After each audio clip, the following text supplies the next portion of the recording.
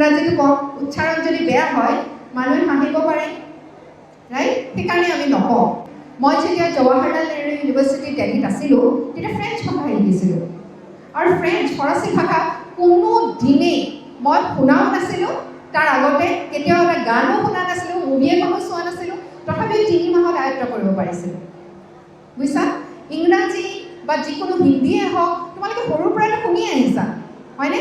কেৱল তোমালোকৰ মনৰ মাজত এটা ভয় আছে, আৰু এই ভয়টোৰো কাৰণ আছে, কাৰণ ব্ৰিটিছসকলে ৰুল কৰিছিলেতো আমাক, চাহাব আছিলে, এটা কলোনিয়েলিষ্টিক মাইণ্ডছেট যে এই ভাষাটো কোৱা লোকসকল চাহাব, ডাঙৰ মানুহ, আমি ক'ব নোৱাৰিম নেকি?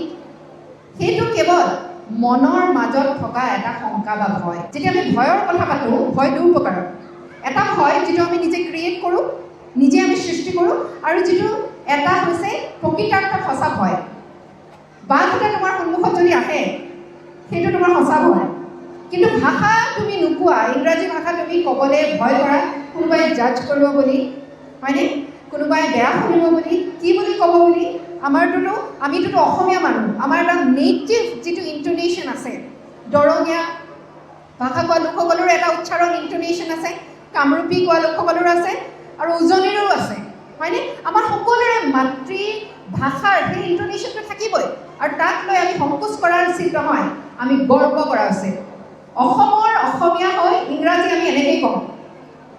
উচ্চাৰণ যি আছে শুদ্ধ কৰিবলৈ যত্ন কৰিব লাগে, কিন্তু নিজৰ ইণ্টনেশ্যন, নিজৰ ভাষাক লৈ কেতিয়াও হীনমান্যতাত ভুগিব নালাগে। অ'কে?